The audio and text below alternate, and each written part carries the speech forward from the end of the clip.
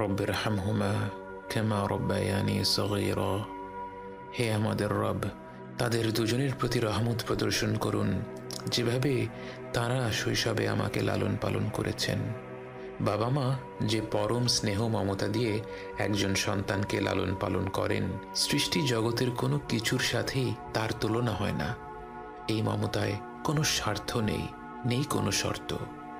যখন আমরা আল্লাহর কাছে বাবা মায়ের জন্য দোয়া করি, আমরা পৃথিবীর পবিত্রতম মমতার কথা উল্লেখ করে রব্বুল আলামিনকে বলি, আমার রব, আপনি এইভাবেই তাদের উপর রহম করুন।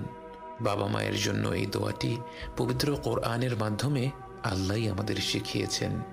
অথচ আমরা যদি শুধু বলতাম রব্বিরহামহুমা, এটাও একটা সম্পূর্ণ দোয়া।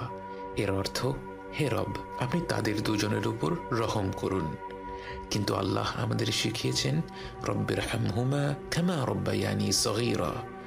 শৈশবে তারা কতটা স্নেহ মমতা ভরে আমাদের লালন পালন করেছেন এ কথা উল্লেখ করতে গিয়ে আমাদের মনে পড়ে যায় তাদের অজস্র আত্মত্যাগের কথা।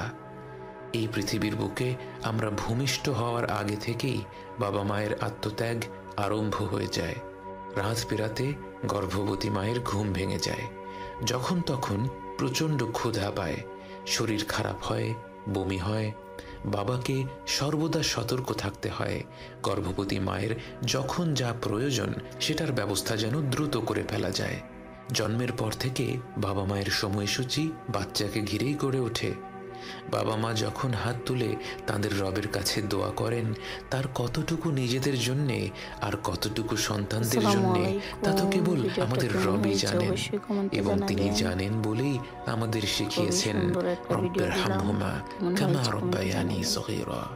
হে রব, আপনি তাদের দুজনের উপর রহম করুন যেভাবে তারা শৈশবে আমাকে লালন পালন করেছেন।